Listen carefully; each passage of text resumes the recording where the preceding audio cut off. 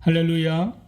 주님 은혜 안에서 한 주간도 평안하셨으리라 믿습니다.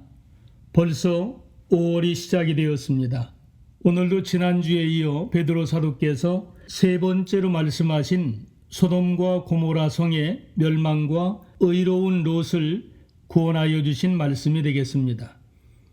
하나님은 소돔과 고모라 성을 멸망하시기로 정하여 재가 되게 하시고 의로운 롯을 구원해 주셔서 후세의 경건하지 않은 자들에게 본을 삼으시겠다고 하신 말씀으로 함께 은혜 받기를 원합니다. 우리는 먼저 왜 이 소돔성과 고모라성이 멸망했는지 세 가지로 살펴보시겠습니다. 첫째는 소돔과 고모라성은 어떤 도시였나요? 여기 성이란 그리고로 도시들이란 뜻입니다. 소돔과 고모라 성읍은 궁극적으로 불의한 자들의 영원한 심판의 전형적인 예로 불려지고 있는 악한 도시의 대명사가 되었습니다. 이사야, 예레미야, 에스겔, 아모스 그리고 유다서에도 하나님의 심판의 본보기로 예로 들고 있습니다. 창세기에서도 두 성읍에 살고 있는 사람들이 얼마나 악한지 그 도시에 찾아온 손님과 상관하겠다며 소돔 백성들이 물론노소하고 다 모였다고 기록했습니다. 오늘 본문에 소개되고 있는 세 번째 하나님의 심판과 구원의 말씀은 지난주에 배우신 두 번째의 멸망과 구원을 대조시키고 있습니다. 두 번째가 물의 심판이었다면 세 번째는 유황불로 심판하신 것입니다. 여기 멸망이란 완전히 철저한 멸망이란 뜻입니다. 여러분, 그 성읍 사람들이 롯의 집에 와서 하는 말 좀 보세요. 너희 집에 찾아온 손님이 어디 있느냐 이끌어내라. 우리가 상관하리라며 난동을 피웠습니다. 여기 상관하다는 말은 아담이 그 아내 하와와 동침함이라고 사용한 같은 단어입니다.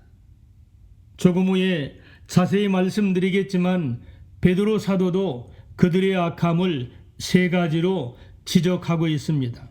첫째는 무법한 자들의 음란한 행실, 두 번째는 날마다 불법한 행실, 세 번째는 육체를 따라 더러운 정욕을 행하며 라고 했습니다.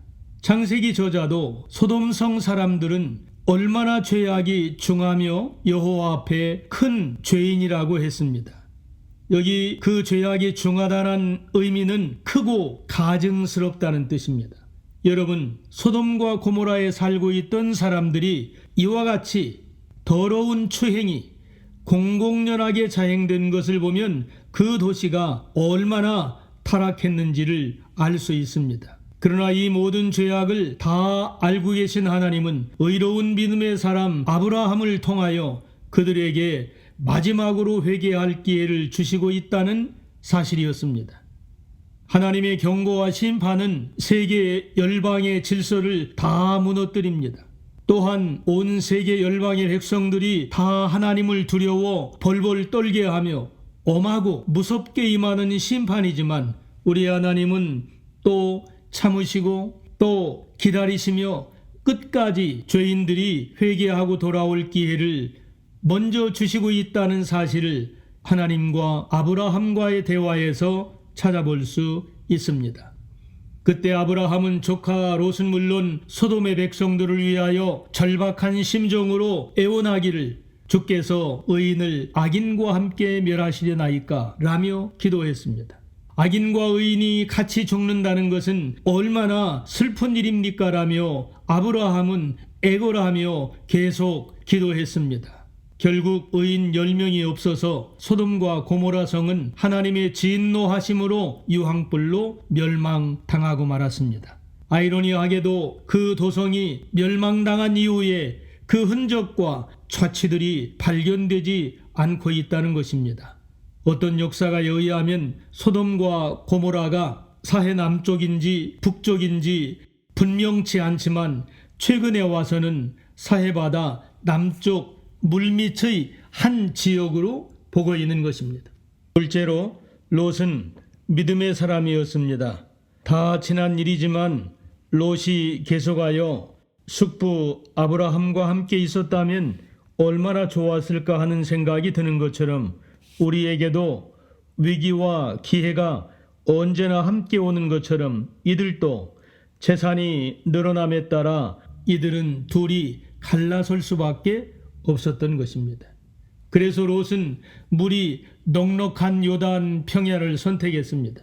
이제까지 롯 자신은 물론 자기 가족을 사랑으로 돌보아 주었던 보호자 아브라함에 대한 존경, 고마움, 양보 없이 다만 물이 많은 땅이라고 하는 안목적인 욕심으로 먼저 선택한 그것이 훗날에 엄청난 사건이 일어나고 말았습니다.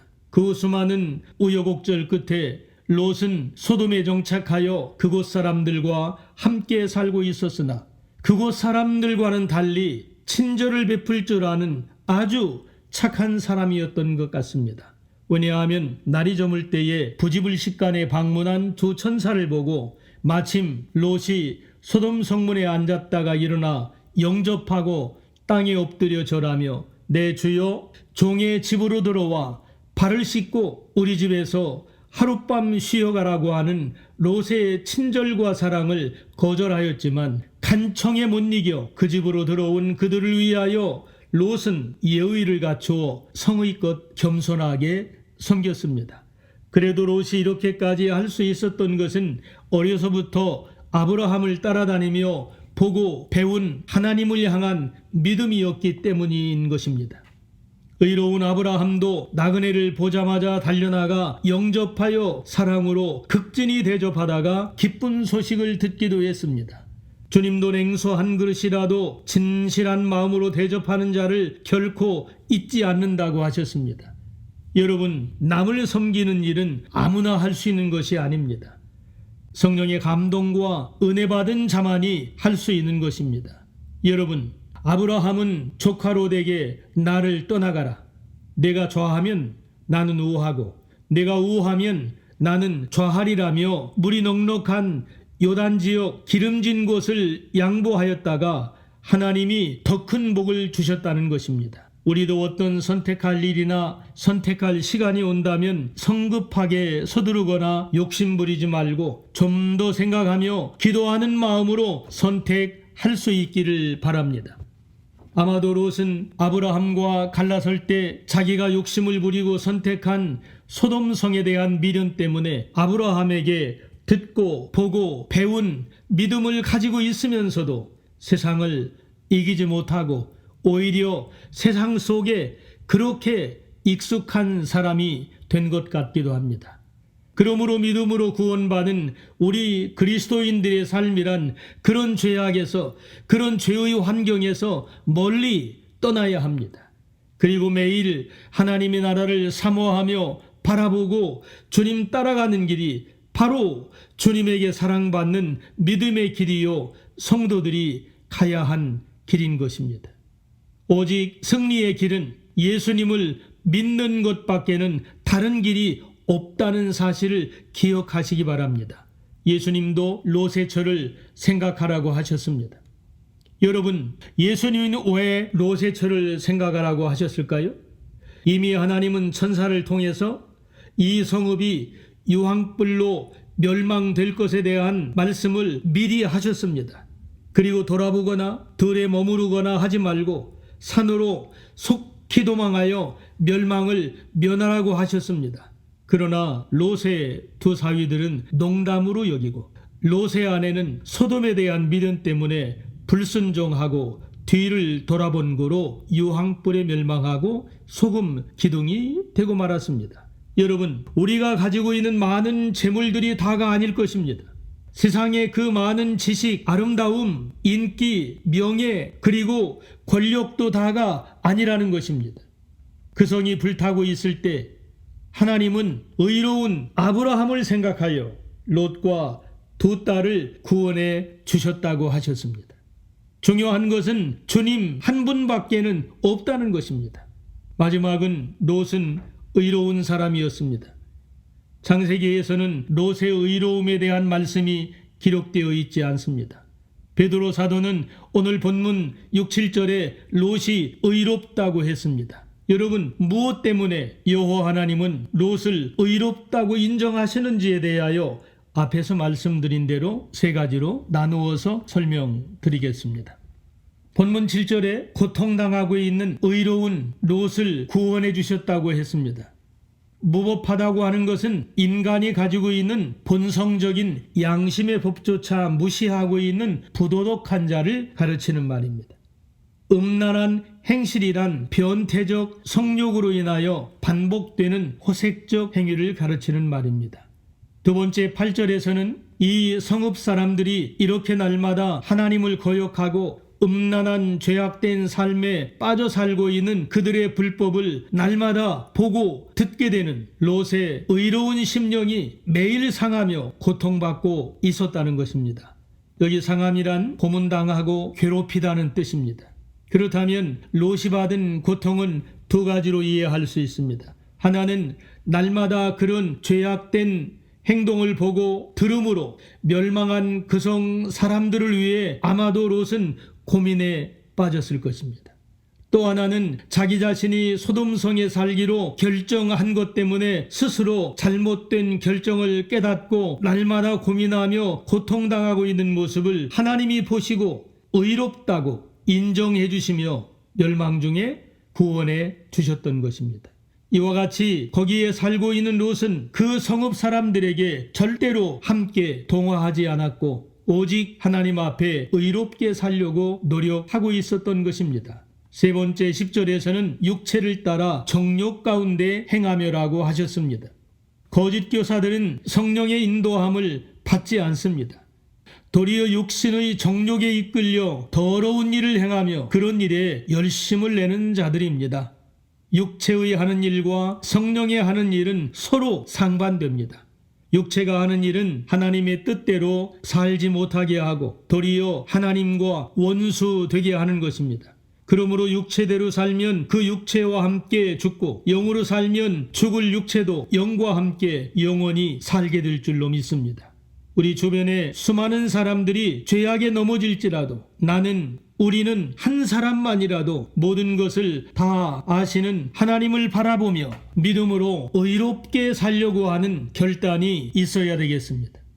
하나님께서는 롯의 의로운 마음을 아시고 그 멸망의 자리에서 구원해 주신 것처럼 오늘도 하나님은 경건한 자들을 구원해 주실 줄 믿습니다. 그러나 거짓 교사들과 불의한 자는 반드시 심판하실 것입니다. 노아와 그 7 식구와 또한 롯을 구원해 주신 것과 같이 우리 하나님은 경건한 믿음의 사람들을 반드시 구원해 주실 줄 믿습니다. 하물며 하나님을 반역한 천사들까지도 심판하신 것을 보면 우리 인간들은 말할 것도 없이 무서운 심판을 받을 수밖에 없다는 사실을 꼭 기억하시고 그날이 가까이 올수록 거룩한 행실과 경건함으로 그날을 준비하며 보혜사 성령님과 함께 날마다 믿음으로 그날의 영광스러운 구원에 참여하시는 저와 여러분 되시기를 주님의 이름으로 축복합니다.